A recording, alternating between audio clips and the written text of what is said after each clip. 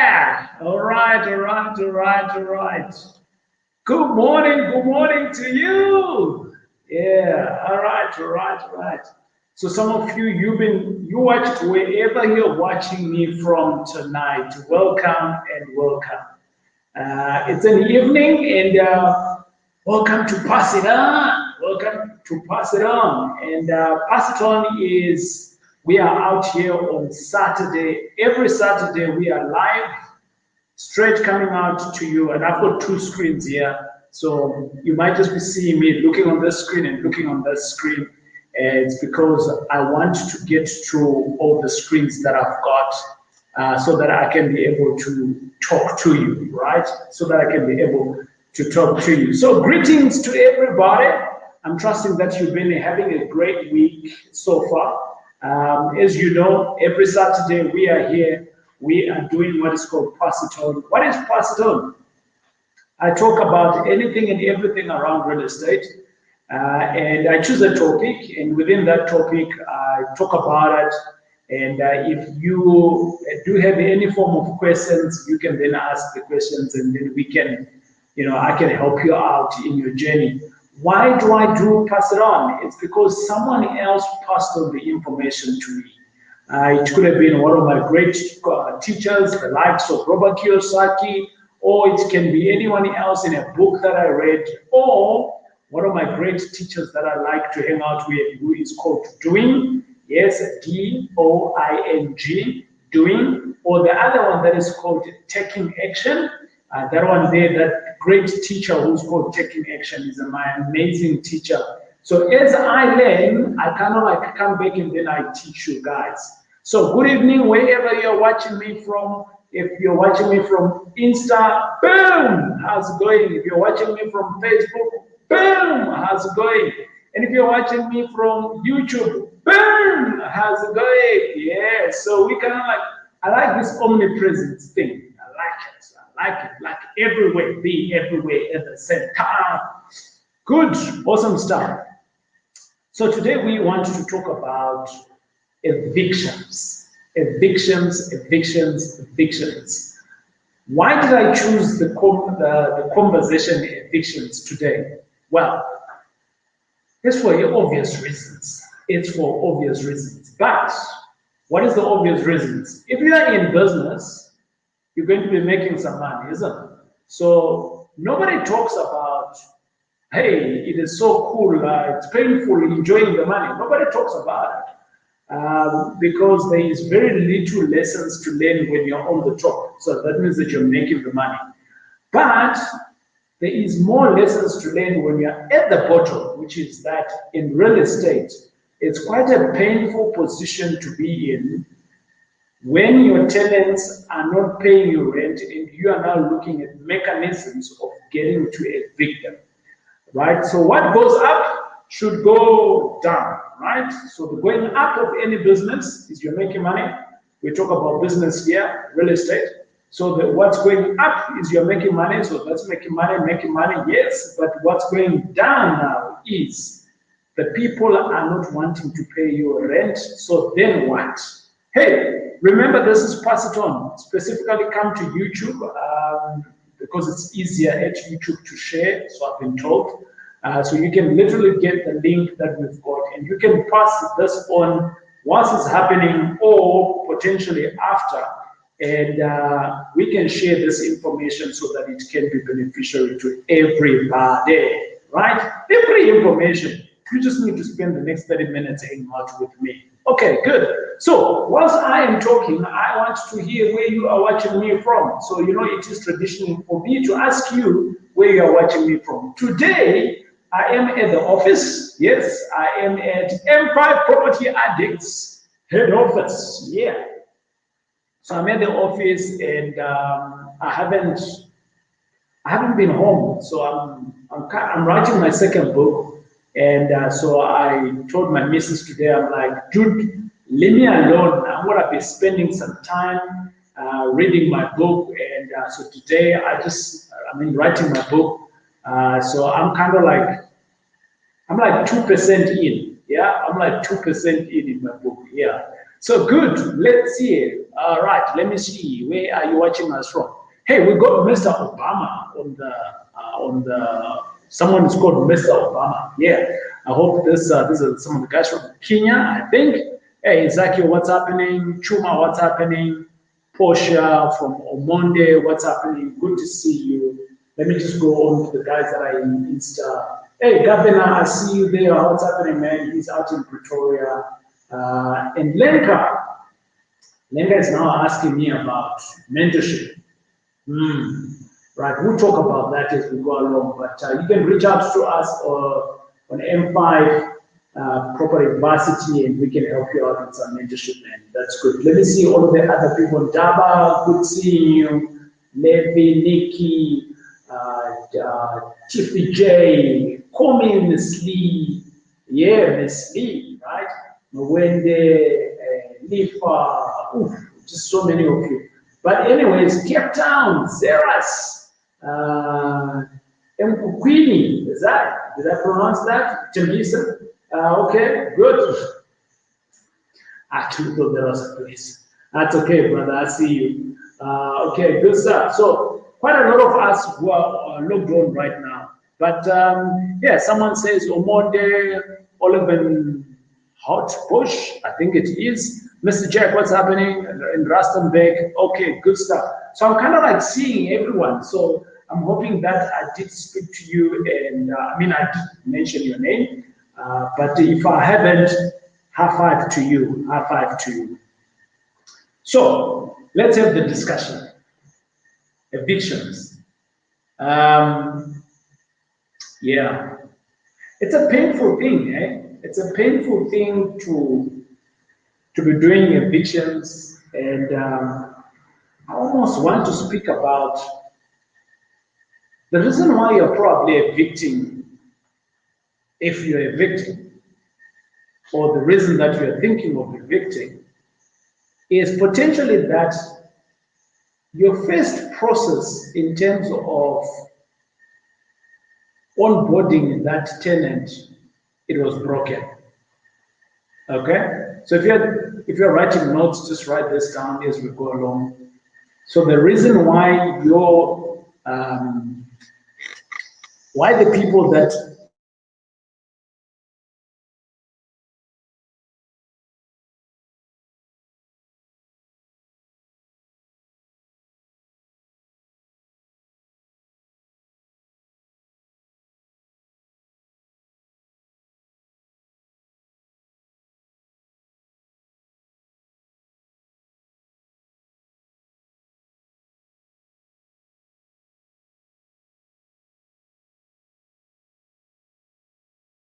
boom, I think we're back now. So yeah, okay, good. I apologize there that we dropped off for the guys who are watching us on YouTube.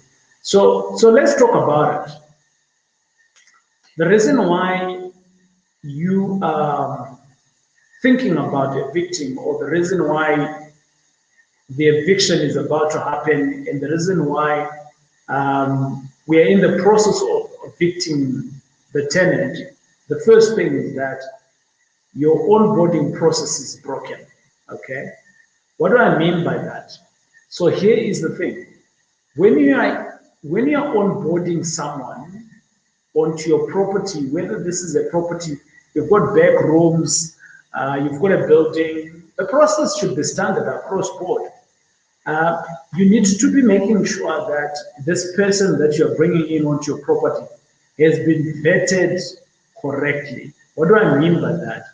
I'm going to give you guys an application that we use in our business. They don't pay me to talk about it here, and I like it. That's why I'm sharing it with you. It's doing the job for me, and that is the application called. You can catch them up on the website. That's called TPN. So they're called tpn.co.za.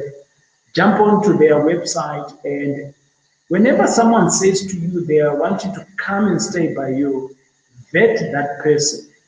How do you vet them? Well, number one, do they first qualify to stay on your property? That's the first thing, right?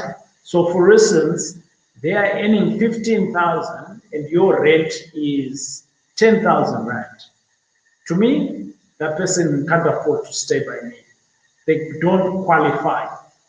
So I haven't even gone to TPN and I haven't even checked, but that person there doesn't qualify because my rent is 10,000.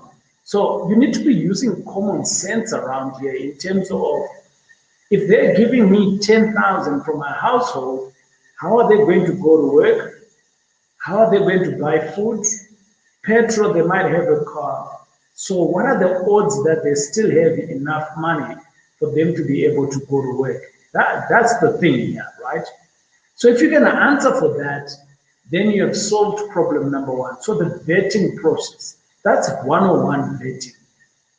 The second one is that, so this is here, you haven't even gone to TPN, you're just vetting this person. So the vetting process. Now, the second one is that if someone is coming in, you might want to have an application form.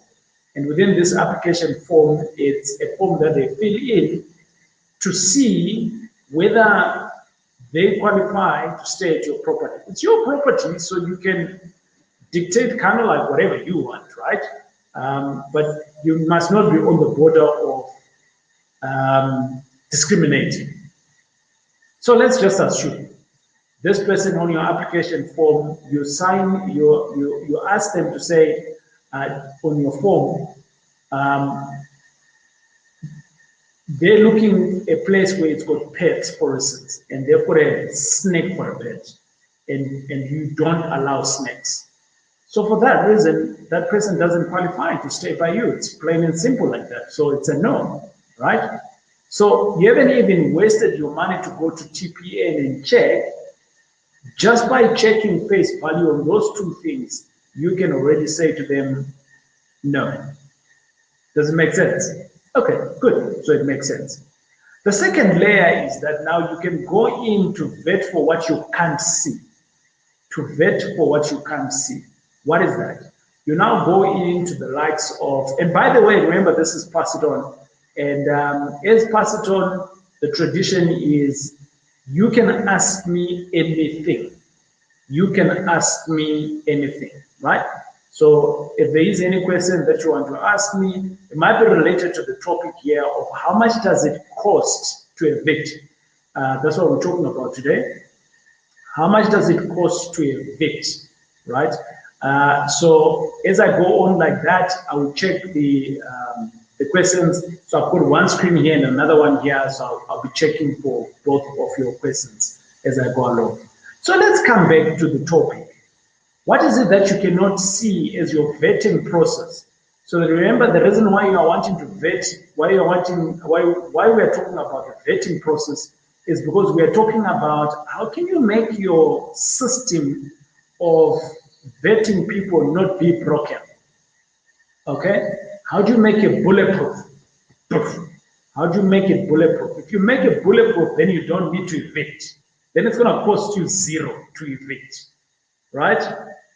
Spend time on your onboarding process. If your onboarding process is solid, then that way you don't need to evict.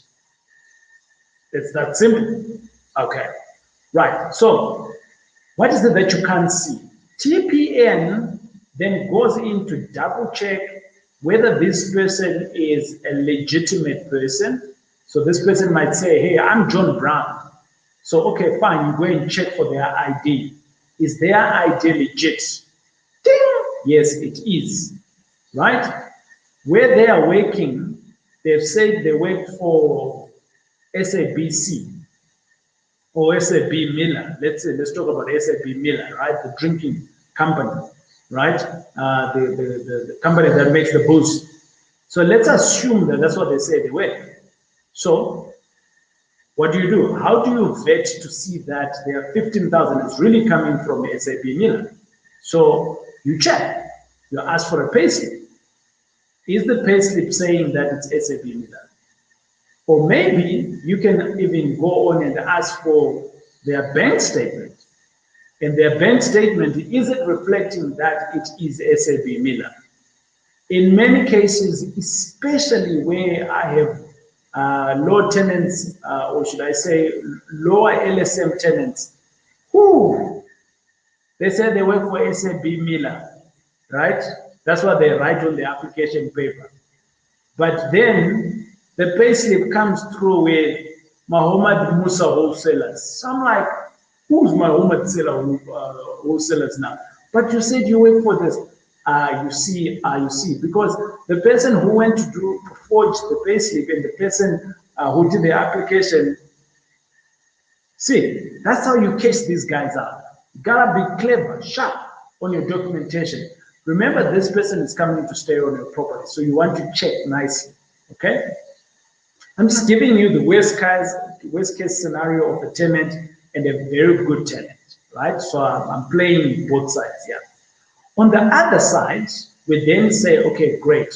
So you've done all these necessary checks. So you've checked for the tenants, but there's other things that you don't see now.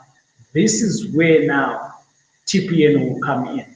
So TPN is not just particularly important for checking for credit score to see whether this person can afford to pay you, but they can also double check to see where has this person been staying and have they been paying, right? So if they are checking there from that perspective, and if you're comfortable with it, then you give the thumbs up to say, yes, you can pay my deposit, right?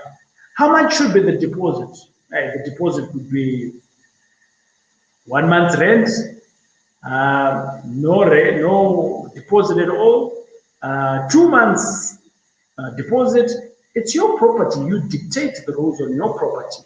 But I also want to say that you dictate the rules based on your type of tenant that you're also putting in your property. And when you are also going to be doing this, because remember, when times are tough, the tenant's caliber or the rich tenant caliber might also be very low, right? So when do you strike the balance there? But remember, we're talking about how much does it cost to actually evict. And I just spent the last 5-7 minutes talking about improving your recruitment process of the tenant. If your recruitment process is solid and your vetting process is solid, then it's going to cost you zero, okay? So the cost of evicting a tenant when your upfront process is good, it's going to be zero. You might never want to evict anybody at all. That is the secret of having a zero fee or a zero eviction amount. But I want to speak to something else. I want to speak to Expelo. Expelo is also a business. One of my partners owns that business. And Expelo, literally what they do is they also cover you, or they will pay for your eviction processes if you have a tenant, and that tenant, they vetted that tenant, and they are happy to onboard that tenant. They will evict that process, they will evict that tenant for you, which will mean that, again, your eviction process amount is zero because you are paying for the Expelo, okay? In the comments, if you want to check out how much it is for Expelo, you can just let me know in the comments there, and then we'll give that to you. But I am not here to promote Expelo. I am here to talk about how much does it actually cost to evict. So you want to evict now, how much does it cost to evict? Okay? So if your process is strong, if your onboarding process is strong, no need to evict. But let's then say, maybe you're buying a new property and you forget, or you miss, or you don't include on the offer to purchase to say that you want the building empty. And now you have to deal with legal occupants. Are they really illegal? Well, it's their right to be in the property as well. So what happens now? So you have now inherited a tenant that was previously the sellers, and now it's your tenant, right? You missed to say, I want the building vacant. You missed that. It has happened. It happened to me before. So what now? Because this tenant here, you didn't vet them. They didn't go through your process. And for that reason, you have a problem. Now, what are the other ways that you can utilize to evict the people without costing you an arm and a leg? Right? I want to speak to that.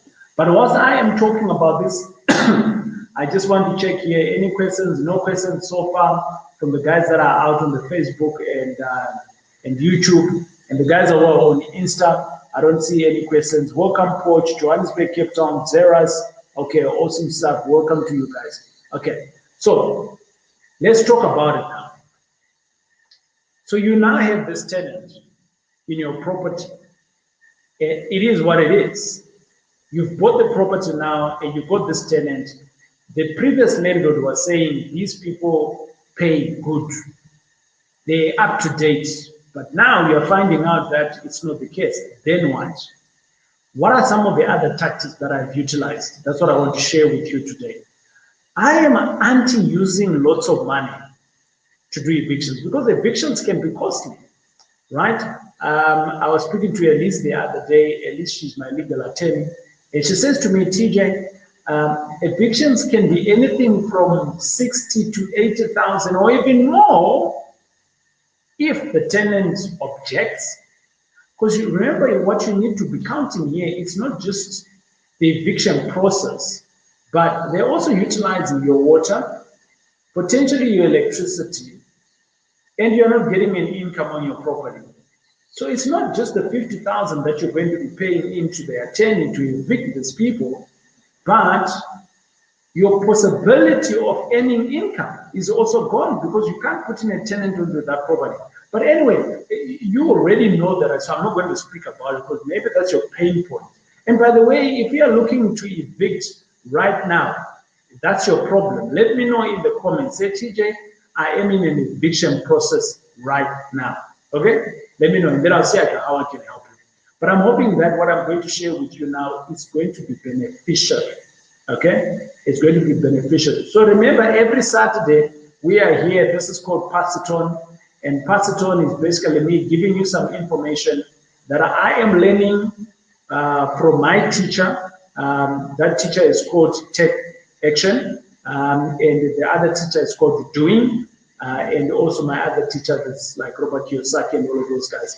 But I like Doing and the other teacher, Taking Action. That's the best teacher that has been the greatest teacher to me.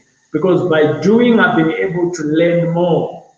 By taking action, I've been able to learn more once I am taking action. So I love those two teachers of mine. If you want to also to get involved with those two teachers of mine, just start. They are not costly at all in terms of starting off taking on with them. Right. So let's start talking about it. So there is a tenant in my property. So now, how do I evict them? Well, the first thing is that I want to approach the tenant, but I never approach the tenant telling them that I am the landlord. So I want to approach the tenant, but I do not approach the tenant telling them that I am the landlord. Why do I not do that? Well, if I'm one-on-one with the tenant and the bucket stops with me, it can become a little bit tense. It can become a little bit challenging. And when that happens, emotions can go very high. And when that happens, common sense leaves the room. And what then happens? Friction. So you want a middleman because the middleman becomes your greasy boy, right? So you want someone who's going to be in the middle to grease the situation when it becomes tough. What do I mean by that? The greasy boy can be yourself. So for instance, on all the properties that I own, including owning with my partners, I never introduce myself as the landlord. I always introduce myself as a property manager. on behalf of the landlord, even if it's my own property. How will they never know? Because none of my properties are in my name anyway, right? So if the property is in your name and you're getting mail that's coming onto that property, then that's a problem. Or if you're living on the same property and they're staying in the background, maybe then that might become a problem.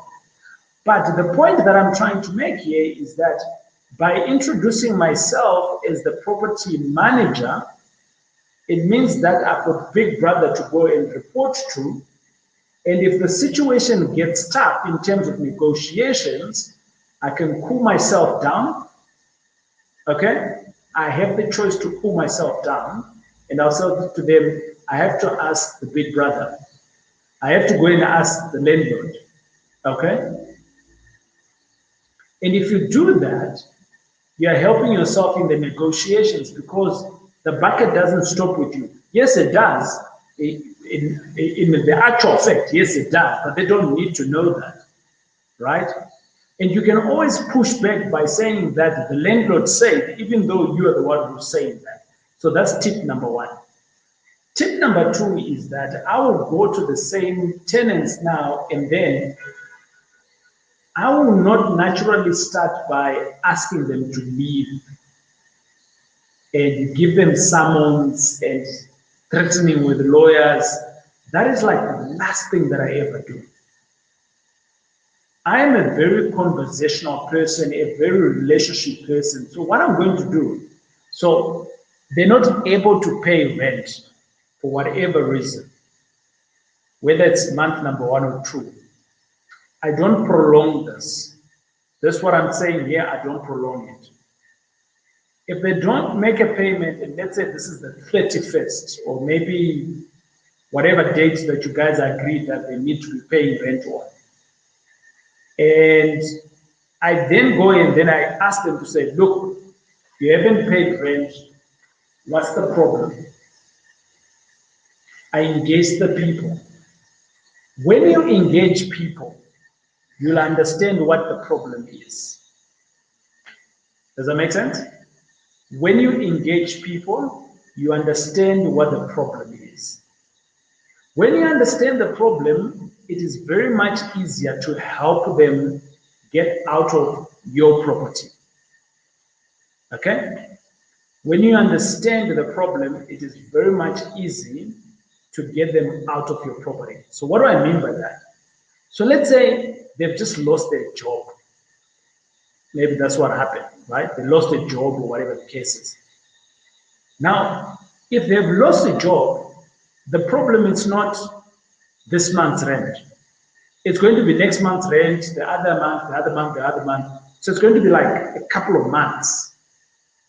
So for that reason, there is no point for you to be wanting to jump on and say, let's evict these people forcefully, because if they object, then they're staying on your property for a very long time, right?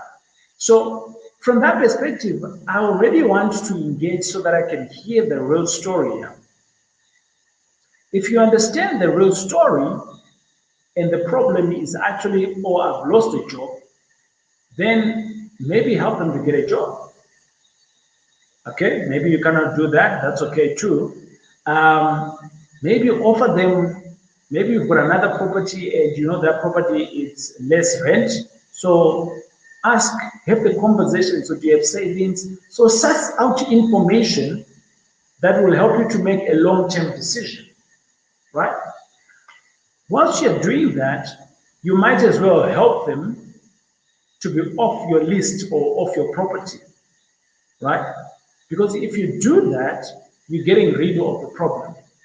So remember, this is a tenant that you are inheriting, not the one that you vetted. The one you vetted, okay, zero eviction. Now, this is the one that now you didn't know, and now you now have to get rid of them. And I'm saying engage first. When you engage, you understand. When you understand the circumstance, you can be able to save them better in terms of evicting them. Make sense? Okay. Now, They say that they don't have the money, okay? Because they're unemployed or whatever the case has been. Okay, cool, no problem. Your job now is to look after your future income. That's your job now. Not this month's rent. This month's rent, they've already demonstrated that they're not going to pay. So now you want to secure your future rental income. So now I understand that they are unemployed. I'm going to say to them, well, I would like actually to do ABCD on the property, so would like you to move out. Is it possible if you can move out at the end of the month or wherever? But I'm going to help you in the moving out. Right? So you initiate the soft eviction, but you're also helping them to move out.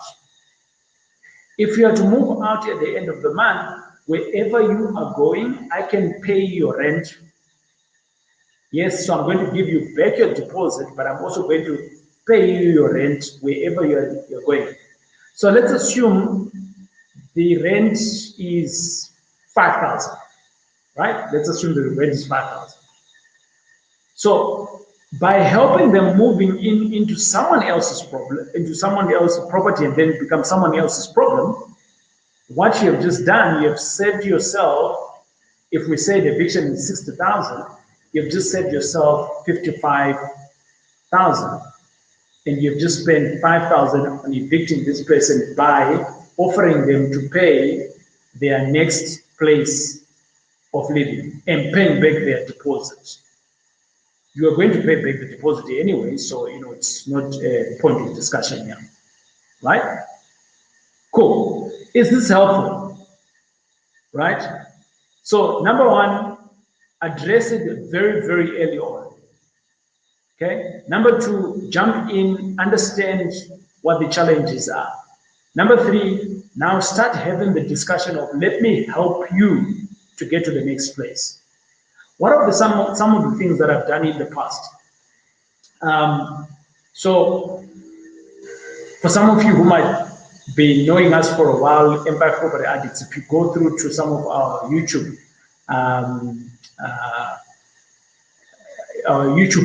playlist on evictions, literally we had 10 tenants, 10 tenants that moved in. Well, we bought the property and they were there, and the 10 tenants, we were not able to evict them. And my team was like, TJ, you're very close to the property, why don't you go? And all of them, they were all Congolese, French-speaking guys. None of them spoke English. This guy here only knows how to say bonjour, right? So what did I need to do? This is a reality for some of you. It might happen, it might not happen. But if it does happen, what do? You can't obviously engage someone in English because that doesn't work if they are not English speaking. So now you need to engage. Look for a translator so that you can engage, the engaging area. And then make that offer. Now, in an area like that, you might actually find that not in the area as in an area, but in a situation like that. You might actually find that because there is 10 of them or a number of them, the mob psychology might kick in. So what do I mean by mob psychology? Because there's lots of them, so they think that they can overpower you, right? So mob psychology might just kick in. If there is a mob psychology that's kicking in generally, there is a ringleader. Identify who the ringleader is. If you identify who the ringleader is, then speak directly to the ringleader outside everyone else. So engage the ringleader. When you engage the ringleader, deal with the ringleader's personal problems first, right? Now, this is the whole situation. Some of you watch movies, right? What we are talking about today is, it's kind of like your FBI movie, hostage situation, kind of like, and you got the negotiator on the other side. Follow what they do. This is exactly the same thing. So follow what they do in terms of negotiating, because basically what you're doing here, now you're negotiating If you can get through to that ringleader, you will literally diffuse the entire team, because the ringleader is the one who's thinking, is the one who's pushing for A, B, C, D, and if you get to that person, you diffuse the whole group, right? And you get control of your property. Okay. It might take you a little bit of time. So for me, I remember when we were doing that eviction, the guys took us to rent tribunal. I've done a video on rent tribunal before. You can check it out. What is the process and how to engage the guys at the rent tribunal. Now, the guys took us to rent tribunal, and I had to go there with Elize, the two of us. And yes, we got there, and it was like 2 minutes. I was highly frustrated with the process, but anyway, it happened. But eventually, we won the case. Eventually, but that whole process of negotiating with the people, it kind of like took us about 3 to 4 months, and eventually we were back on into our property. So, did I have to go and pay 80,000, 150, what? No, I didn't. Right? I just used my negotiation skills. As I was going back, I was like checking to Elize, how do we do this? Or we write a letter. Okay, how do we do this? The situation is becoming tense. Maybe a new face needs to go in. So it's all about negotiations, but remember, you wanting to have the upper hand to pay for where they are going. And if you pay for where they're going, it's called pay and then in exchange of my keys, right? I'll pay you, exchange of my keys, and the problem is finished, right? But for some of you, you might be thinking, no, TJ, I can't pay people to move out my property. The long game, you are going to lose out the landlord on the long game. So look at it on a long view, you will lose out. So find ways very early on in terms of how can you get this guy out. That's all I'm saying. Right. So I'm hoping that it's been informative. I'm looking at my other screen here. Let's see here. Any questions here that we want to touch on? We've got about 2 to 5 minutes that we can address this thing here about eviction costs. I've spoken about the process itself. But you can hear that my conversation is very much not the lawyer tactic way, right? It's very much from an engagement perspective, from an Ubuntu perspective, right? But obviously, if you've got more properties, this tactic might not work because you might not do it yourself. And that's why you might need a property manager. But some property managers might just not go with your thinking. They'll just say, no, let's save them a notice. No, let's save them an acknowledgement of debt. So it's very transactional. And yes, let's send the lawyers. So I'm not too into that. I am very much around, can we find a way to get this person out yesterday? Right? That's my thing. Right? It has worked, improving the process here and there. But remember, it's also very much based on the individual that you're dealing with. Okay? If it works, okay, good. Right, let's go on to the questions. Okay, so I've got one question. Let's see, I've got one question here, and the one question that's coming through, and someone is asking, at what point do you pay?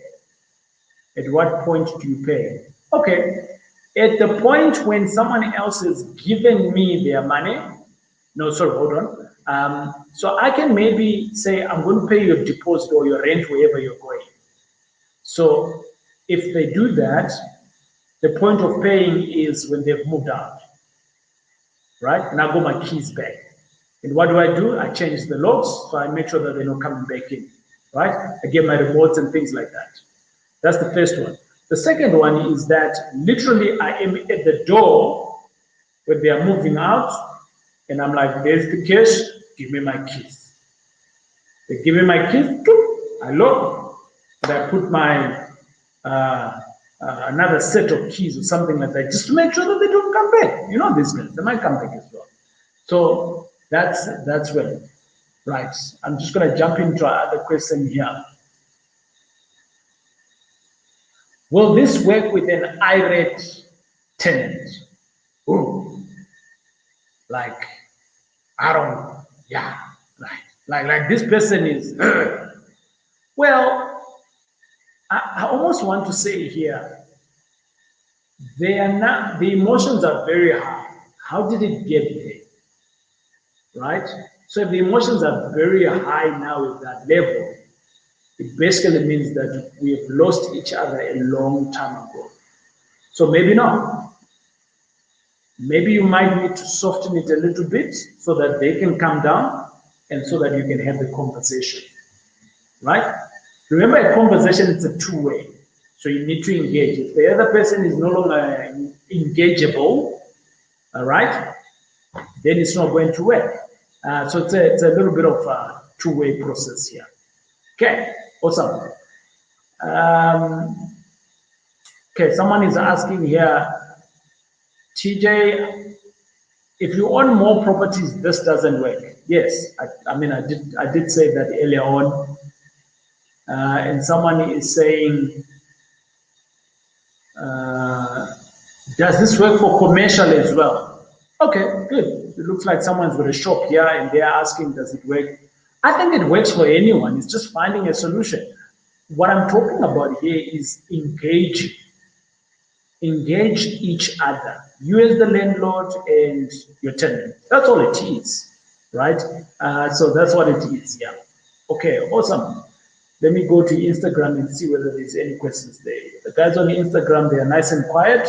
No questions coming through. Okay, no questions coming through. Awesome. I'm hoping that today's Passathon has been helpful to you. I am going to leave it here for now. And if you've got any more things that you'd like us to talk about, next week, Saturday, I might just touch on your question, on your topic that you'd like me to help you on. That's what Passathon is all about. Passathon is about giving you the information so that me and you, as I get information and as my teacher, you know my teacher name? As my teacher is teaching me, I can teach you on a Saturday evening. I'm hoping that this has been a great to you, and we'll check you out next week, Saturday as well. We'll go live, and come prepared with your question. It is I. We'll speak to you later. TJ, and sleep well. Cheers.